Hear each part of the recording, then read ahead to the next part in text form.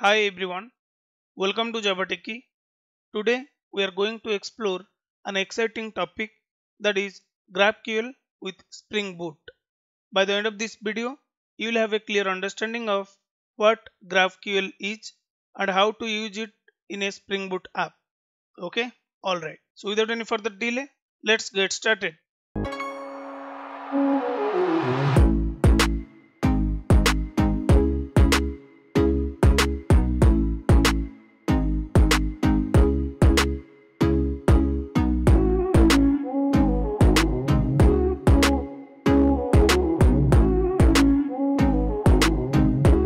So if you have been following Java Techie from the beginning, then you might recall that already I covered the GraphQL around 6 years ago. This is the content which I was talking about. However, this content is now outdated. Over the past 6 years, Spring Boot has made it much easier to integrate with GraphQL by abstracting many complexities. So now you can expose GraphQL API with just a minute instead of writing a lot of bulky code. Okay, that's why I am remaking this video, and even many of you have requested updated content of GraphQL using the latest Spring Boot version. So that's the reason of preparing this particular content. Okay, so let's dive into the topic. First, let's discuss what is GraphQL. Okay, so GraphQL is a query language for your API which is developed by Facebook in 2012, and then it released as a open source in 2015. Okay, after 2015 onwards, it was more popular in industry because it provides a more efficient and powerful way to ask for a specific data from an API, or you can say it allows clients to request exactly the data they need, nothing more. For example, if you'll consider this use case, let's assume this is what the data I was getting from some API, or I am exposing some API who will return these are the field. Out of that, I have multiple client. So one of the client can ask what he need. How he can ask? By preparing a GraphQL query by defining which field he need. Okay, so once he build the query and give it to GraphQL, now GraphQL will give you the desired response. You can see here, since client asked for the tagline, out of this field he got the response as a tagline. So if you have thousand of field or hundred of field, just define what all field as a client you need to process your business. Okay, then based on that, this particular client will give you the desired response, or it will only give the response what you asked for, nothing more. Okay, so don't worry if you don't understand this example. Let me walk you through a real-time use case to make it clear for you. So let's consider we have an inventory service who expose an API with these are the field: ID, name, category, supplier, rating, price, and stock. This is just an example. In real time, you will find more than 100 field. Okay, or it could be more. Now we have also different client: catalog service, sales team, warehouse team, who want specific data from this inventory service. For example, catalog service wants only the name and price field, but if you observe, inventory service provides so many information. However, catalog service only interested in the name of the product and its price. He want the response like this. Okay, similarly, we have the sales service or sales client who want to fetch only category, ratings, and stock information so that sales team can place an order. So they are expecting the response like this: only category and rating, stock field, not all the field from the inventory service. Similarly, we also have the warehouse service who needs only the name of the products, its category, who is the supplier, and available stock information to update new shipment. Okay, and he expect the response like this. Now if you observe, my different client need different set of data to process their work, right? But here inventory service giving same data to every client even though they don't want it, which is really a bad practice, isn't it? Now the question here, how can you design your application to handle this use case? Cool. There are two different solutions I can think at this moment.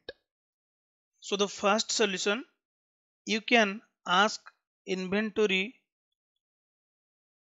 service to provide three different endpoint. Okay, one endpoint for catalog service, one endpoint for sales team, one endpoint for warehouse team. Okay, like this, inventory service can expose three different REST endpoint with desired field. If catalog service need only ID and name, he can build the response in such a way so that client can get only the ID and name. Now the second solution, each and every client, they can create their own DTO to map the response getting from inventory service. For example, I have client 1 here, which is catalog service, and catalog service only need ID and name, correct? He can create a DTO with this field. Now, irrespective of what data inventory service send back to the client, they can have their own DTO to map that response. Again, this is really a bad designing. Okay, because if in future clients increased, then inventory service will end up with creating the endpoint. So there are new client came, so they need different kind of response, so we define the endpoint for their response. Okay, and in other way, if client will keep creating the DTO for their new use case, then again it will be a tight coupling between client and server, isn't it? So let's say client today need ID and name for catalog service, tomorrow he need the stock and price, correct? Then again he need to modify the DTO. So in this way, both server and client tight coupled with each other. That's the biggest challenge here, right? Then how to overcome this and design your application in such a way so that it provide only desired field or response to the client what they ask. Okay, so that is where this GraphQL came into the picture. Now, how GraphQL help us? Being a client, you need to specify what field you need as a response in the form of query. Then GraphQL is smart enough to extract those fields for you. So you can see here catalog service need name, price and ratings. You can build a query with this particular field and GraphQL will give the response back. Okay, now in future, if you'll add any field or if you need any field as a client, so just define that particular field as part of the query, then GraphQL is well smart to handle such kind of use case. So in this approach or using this GraphQL, you no need to change any code either from the client side or from the server side to get the response. Okay, so that is the reason GraphQL is more popular in industry, and this feature is really out of the box, isn't it? Cool. Let's start implementing the same scenario in action. Let's create a project from the scratch and we'll understand how we can play with the GraphQL in latest Spring Boot version. Okay, so let's create a project from the scratch. Go to the Spring Initializer, then define all the required field.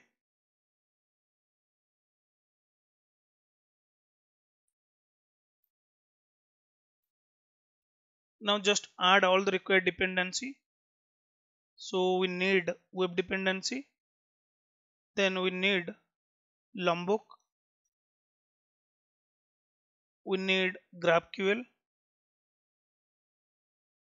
Also, I want to store the records in our local DB, which is MySQL. I need JPA and also I need MySQL. That's it. The main dependency to play with GraphQL is Spring for GraphQL. Can you see here? All good. Now let me generate and import this project to the IntelliJ IDEA. So here is our project. Now if I'll open the pom.xml, We are using the latest Spring Boot version, which is 3.3.0. Then we are using also JDK 21, and you can see the JPA, and this is where the dependency we need to play for GraphQL. Web dependency, then MySQL, Lombok, then it added the web flux for defining your test, GraphQL test. Fine, that's it, all good. Now let's create couple of packages to play with the product so that we can save the product and retrieve. We'll see the problem with the REST API, then I will guide you how you can quickly convert your REST API to GraphQL. Okay, cool. So let's create couple of packages.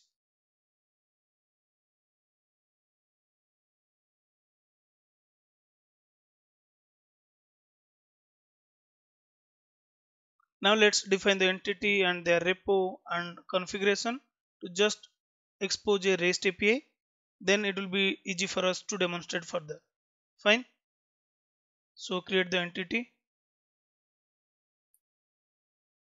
Then just define couple of field, ID, name, category, price and stock. The same field what we have discussed in our presentation. Then define all the required annotation. This will be my entity. All argument constructor, no arg, then data. Define this as your primary key. So just define ID.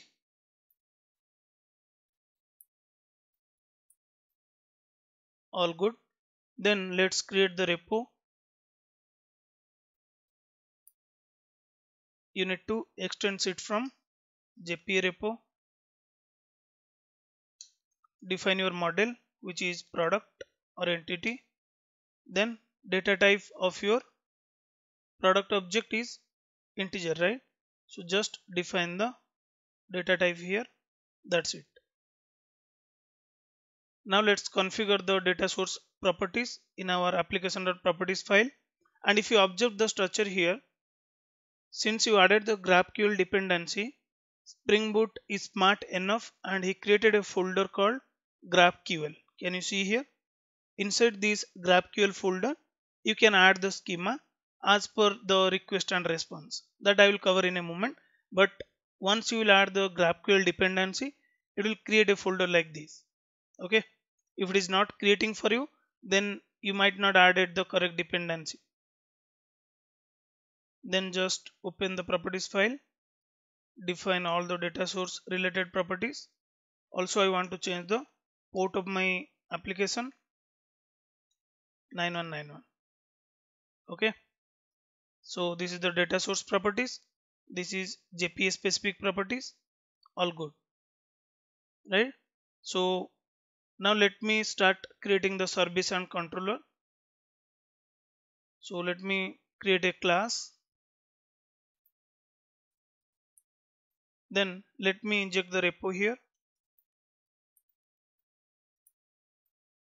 So let me define a get, or what I can say, retrieve method to fetch all the product from the DB from the inventory. So public will return me the list of product. Just return it repository dot find all. Okay. Now also I want to write a method to fetch a product by a condition. So if you observe here, we have category, right? Based on category, I want to filter out the group of product. So I will also write another method, get products by its category. So products by category. Now I also need to define a method, find by category. Then give the field here. So we already covered multiple times how to define your custom method to convert it as a query. Find by is the prefix based on which field you want to filter. You can define that in a camel case so that Spring Data JPA is smart enough to convert that to the select query. Okay, so let me create this method. So currently we have just defined these two methods to fetch all the record from the inventory and to just fetch a single or group of record based on condition. Fine. So to do that, first let's add couple of object in the DB on application startup. So what I can do, I will go to the main class, then simply I will write a method public void dump or define init dv. I want it to run on application startup. So what I can do, I can annotate here at the rate post construct, then I will inject here the dv. So first time we will insert the record, then we will delete this piece of code. Okay, so this is not the best practice to follow. So just inject the repo again here. Now here I can add some hard-coded product object. Okay, so just add it. So this line is crying because of constructor. Okay, so see here, if you check here, go to the product, we have defined all argument constructor, so it is considering all the field to pass. So what I'll do, I'll just define the constructor, consider all, exclude id because id will be auto generated. Great. Okay, fine.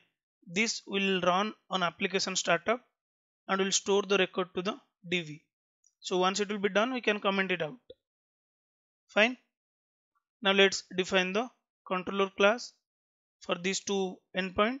Better let me copy the same name, go to the package, in the resource create a controller class,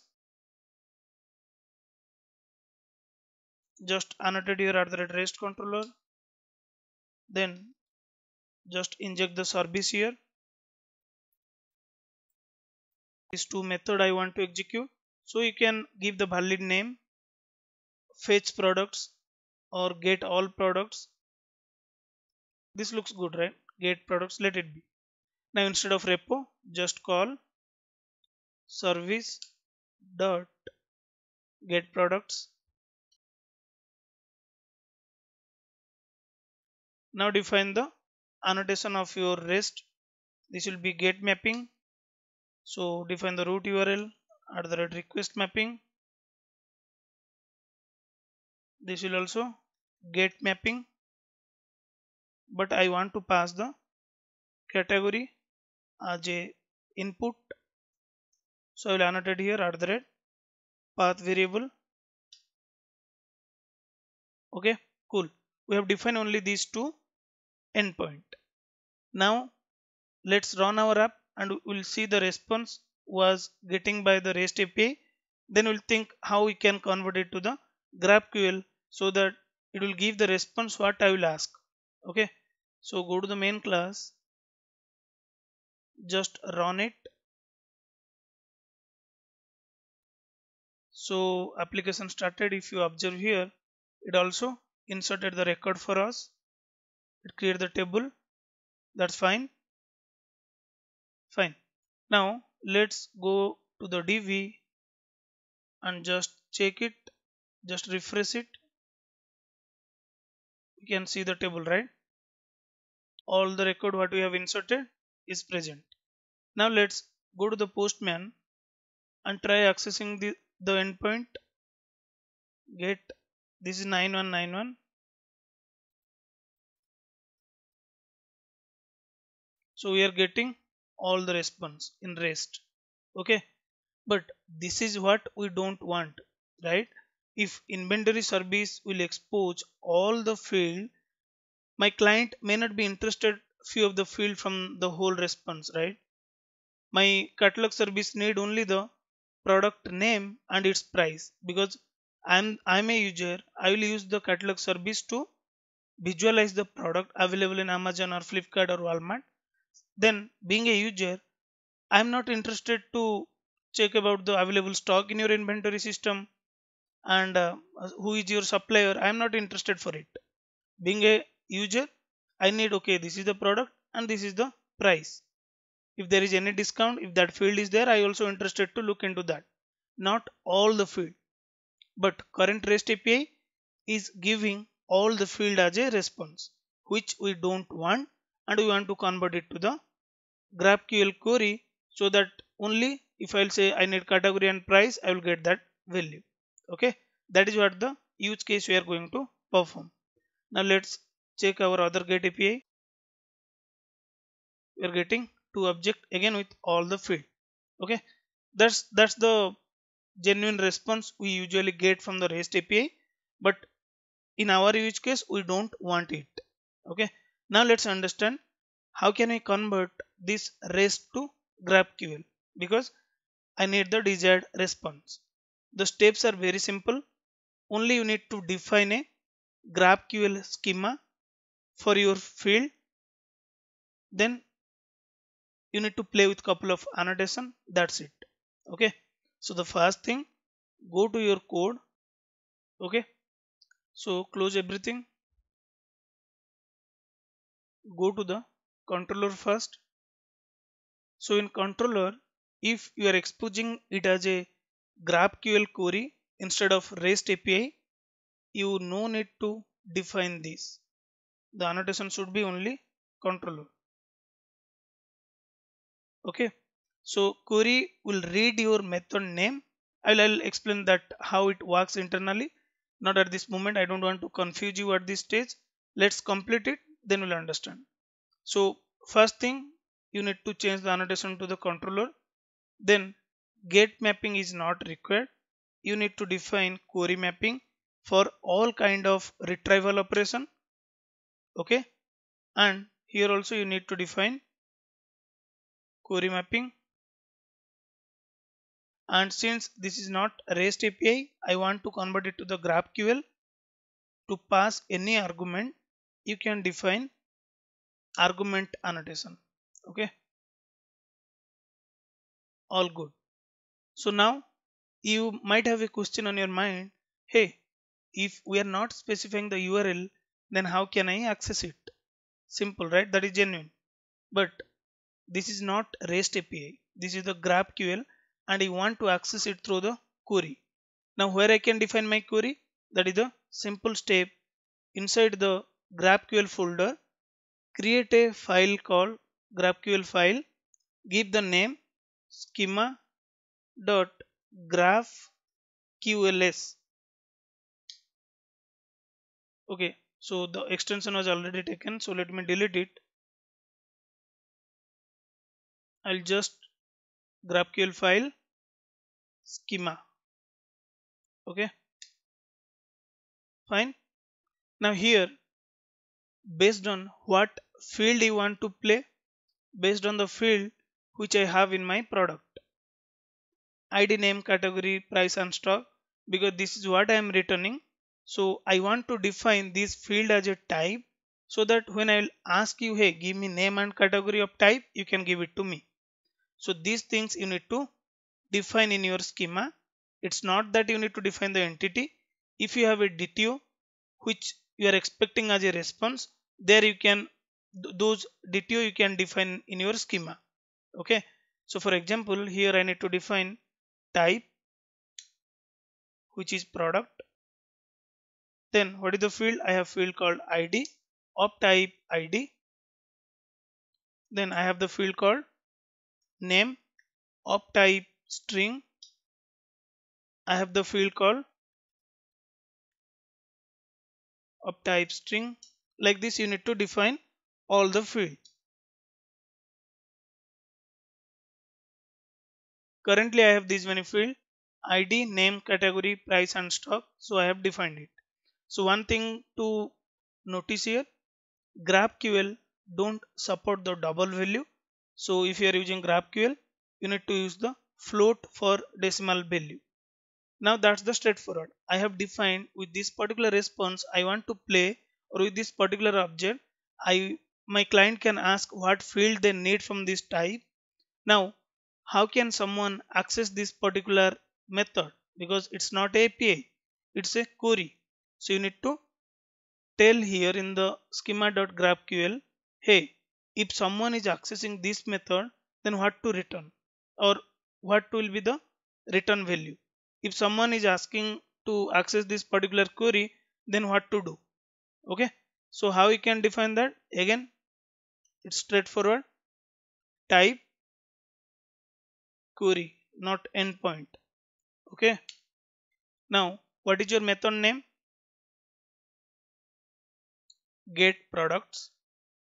So you can define here, if someone will call this particular method, or if someone will call this particular query, then return the product object. Okay, now what is the other method we have? Get product by category. Make sure to define the method name as a query. That's it. You can define any name here, but whatever the name you will define, same name you need to define as part of your query. Okay, that is what the tricky part. Now this is the query I want to execute, which will expect a input as a category, right? Copy this value of type string, and what it will return? It will return array of product. So this get products will also array of products. So that is the reason I have defined inside array. This particular method will expect the field as a category, which I defined as a argument here. If you see here, I define as a argument and of type this, and this is what the expected. Now you have defined, okay, these are the two query I want to execute. These two query will give the response as the entire field. So now you have, as a client, you have the option from the type what you need. Okay, don't worry, we'll just validate this in a moment. So far all good. Now let's run our application and validate it. One second, I do not run it. So I want to comment this piece of code. Let's stop it. Just remove this, okay, or just better comment it for now. Let it be in a code. Now let's run our code. So you can see here, application started on port 9191, but if you observe here, it should expose one endpoint called GraphQL. Let me search for that. No, it seems there is something wrong we have done. I am expecting it to the schema name. The extension should be GraphQLs. Okay, so let's refactor. So directly I got the option from ID to create the file. So I created that, but let's see. Okay, refactor it. Now let's rerun our app. Yeah, so if you observe here, loaded one resource in the GraphQL schema. So if you make the extension to GraphQLs, then it will consider, it will load that resource, and it will see here, it started inspecting the file, and it found, okay, it exposed one endpoint. So to access the endpoint, or to access the GraphQL query, you need to go to the Postman, create new GraphQL, just define HTTP localhost 9191, then just define this GraphQL. Can you see here? It immediately load the schema file and understand, okay, these are the two query defined by the user. Now user, let's, for testing, let's go to the get products. I want to execute this particular query, but I don't want all the field to display. Rather, what I need, let's assume I am accessing from the catalog service. I want to see the product name and its price. So let me comment others. Okay, see here, now the query will build like this. This is the query, this is the method you have defined, and you are telling here what field you need as a response. Okay, now if I'll query this, can you see here what value I have received here? Only name and price, nothing any additional field. Okay, now for example, let's say I want category as well. Let's say this is being accessed by the sales team. They need name, price and category. Now if they will execute this as part of response, it will include the category field.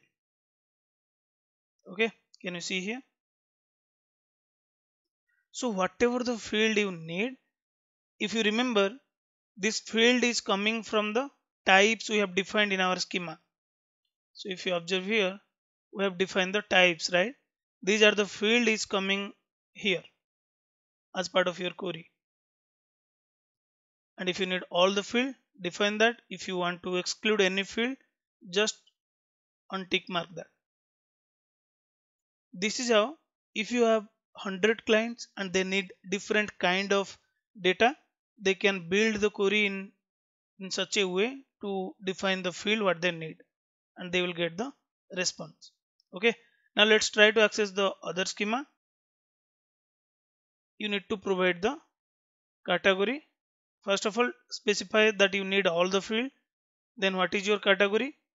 Let me copy the category one. I will copy it from the DV. This one furniture, right? Having two object. So go to the postman, enter the value. Now again, while filter, do we need all the field? ID, name, category, price and stock, or you need only the ID or name and price, name, price and stock. I mean anything, you just need to define what field you want. Okay, I'm just playing with different field. So based on your need, you need to choose the field what you need. Can you see here? I'm getting the name of the product, price and stock. Even though in filter also you have option to define what all field you need. Now if you are not interested to access it through the postman, the way for REST API, we have the Swagger documentation. From the Swagger you can directly access it. Similar way, for this GraphQL, you can also enable the GraphQL dashboard by just configuring two field in your properties file. Go to the application.properties file. Then here you need to define spring.graphql dot graphiql dot enabled equal to true. Define what is the path you want to access. This will be same I want to keep. Okay, so this is for enabling.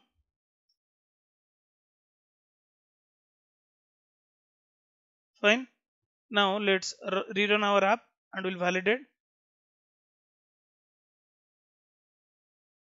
Now just copy this particular URL. Fine, let me clear this. Let me minimize this. Go to the browser. Simply type 9191. Then just define the URL. Can you see here? Whatever the two query you have, it is already listed down here. So can I clear this? Yeah. So let's say I want to access this get products. Define what field you need. Just execute it. You'll get the response. Similarly, check for this.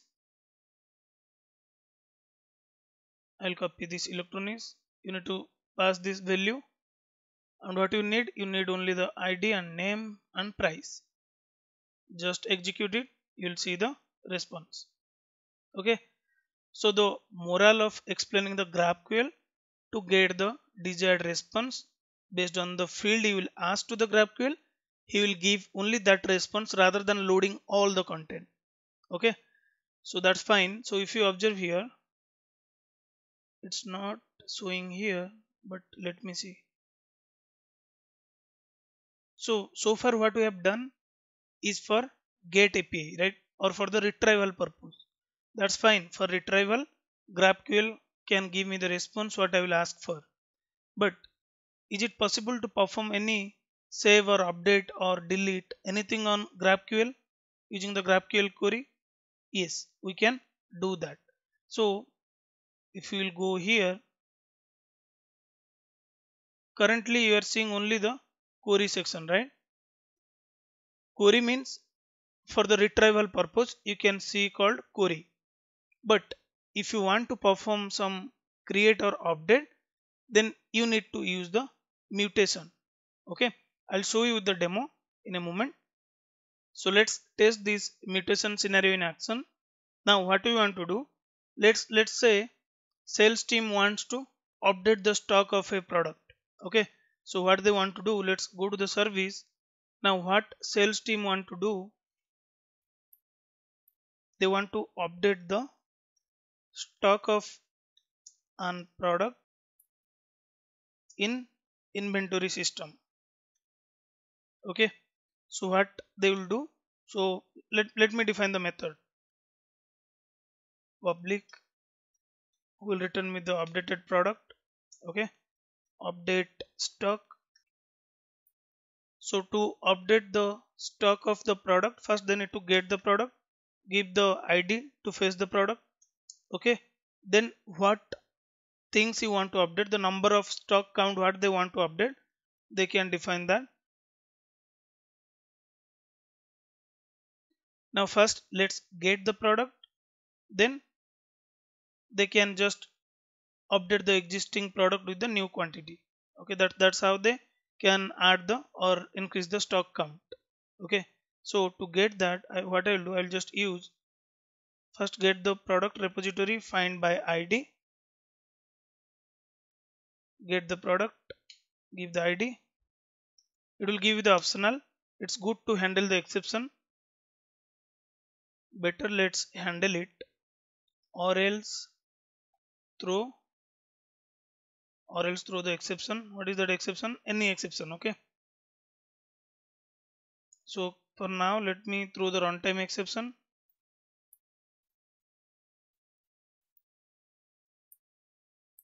This will give you the existing product.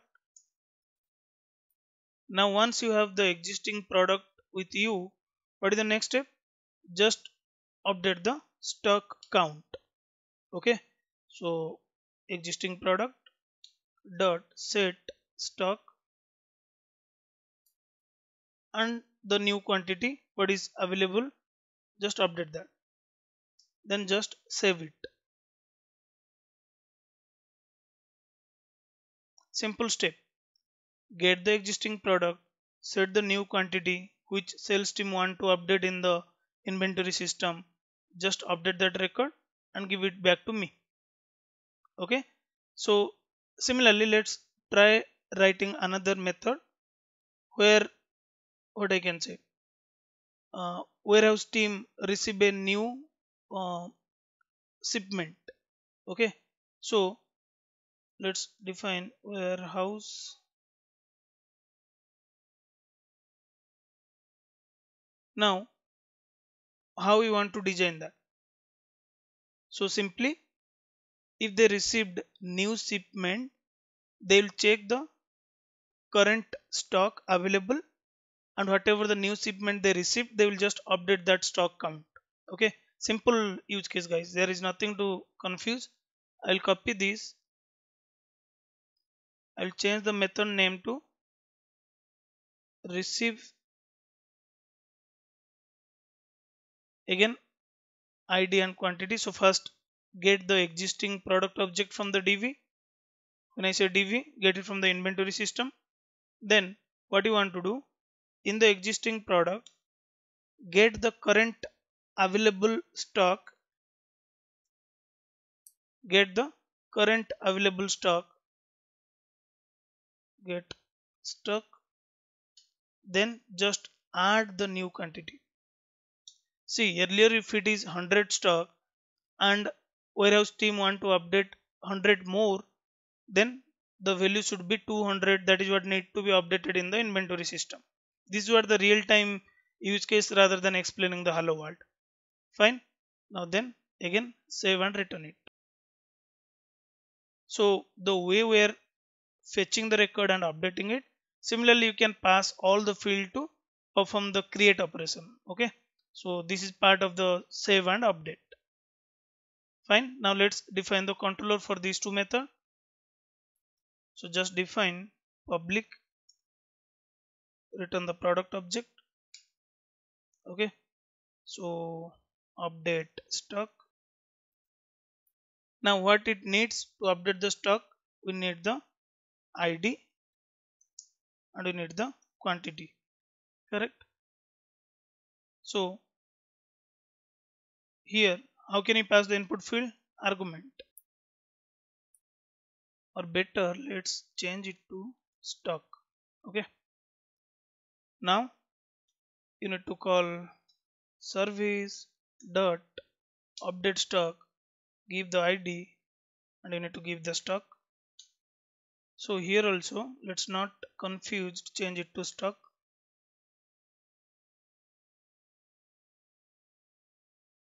Next, go to the controller. This is of type mutation mapping. Okay, for create, update and delete you can use this particular annotation instead of query mapping. Similarly, let me write another method to receive the new shipment. So what argument it needs? It needs int id, and if you observe here, what we have? Int quantity, right? Just go to the controller, just change it to the quantity and call the method from the service, which is receive new shipment id and quantity. So no URL, nothing. As part of field what you want to pass, you just need to define another argument and then perform the way you do operate your DB related stuff. Now once defining this annotation and defining this method, it won't be available in your GraphQL, because you need to again define these two methods with its input in your schema file. Okay, but not as a type of query, rather you need to define this as a type of mutation. Okay, like this type. Now what is the method will be part of your mutation? This one, update stock. What it is expecting as a input? It is expecting as a id and it also expecting stock of type int. Okay, then what it will return? It will return a single product object. Fine. So similarly we have another method, that is review new shipment. This is the method. What it need as part of the input? It need id,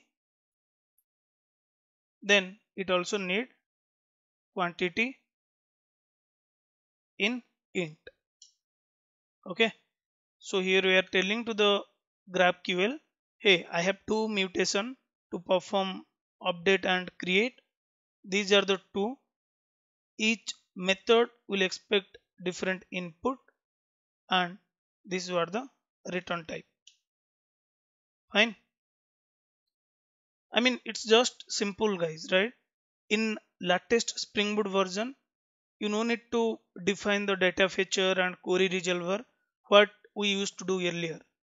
In this current version, you just need to define, okay, this is of type query, this is of type mutation, these were the method, this is what the input and this is what the return type. How simple is this? Fine. Now let's run our code and we'll see whether the mutation is displaying in our Postman or GraphQL dashboard or not.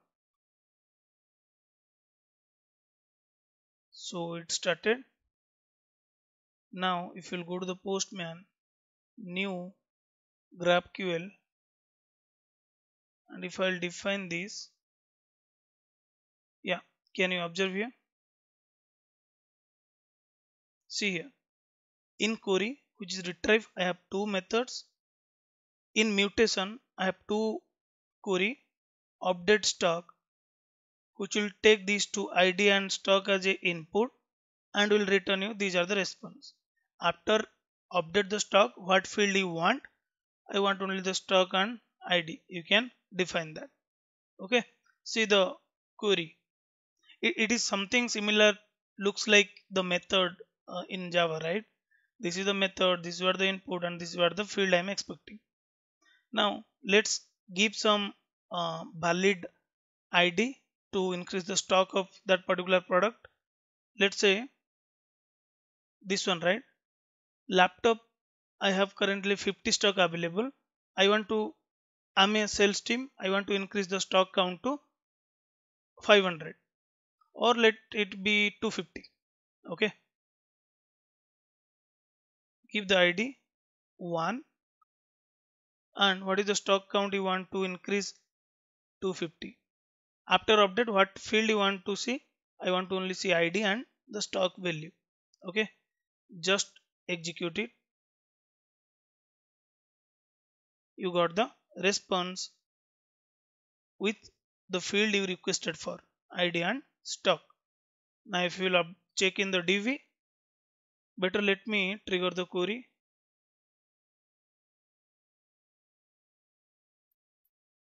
Can you see here? The value got updated. Okay. Now let's try to check the other mutation, which is adding a new shipment. Okay. So what we'll do, just go to the postman. Now for example, just check in the DV. So currently this ID5 desk lamp having 150 stock already available. Warehouse team got 200 more or 750 more.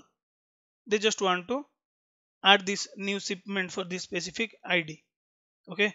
So go to the postman. Now we want to check this. ID is, what is that ID? 5.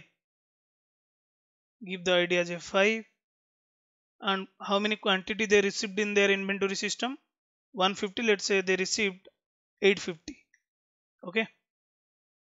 What field you need? So I just need exclude the ID, name, category, price and stock. I need everything. Just send the request. When I say send the request, just execute the query. Okay. The price got updated to the 1000. Earlier it was 150. We added the quantity as a 850. Now let's validate the same in our DV. Can you see here? The value got changed here. Okay. So it does not matter whether you are performing the only retrieve operation or any kind of CRUD operation. Everything you can achieve using GraphQL. And while performing the CRUD operation, you can specify what field you need as a client. Okay. If I'll remove this category, I will not get that as part of the response. So in this way, your server and client both are loosely coupled with each other. So if in future client needs more field, he can simply send as part of the query like this. Okay. So that is what the power of GraphQL. He is smart enough to collect the field you need from the whole response. Okay. So this will be always recommended if you have multiple clients and they need different data set as a response. Rather than create a separate DTO or rather than create a separate endpoint, it's good to use the GraphQL. So in this current example, we only covered query mapping and mutation. So if you observe here, there is another annotation called subscription mapping. So if you guys are interested to know about this subscription mapping, do let me know in a comment section. If you have any doubts or if you have any concern, please feel free to raise your voice in a comment below. That's all about this particular video, guys. Thanks for watching this video. Meet you soon with a new concept.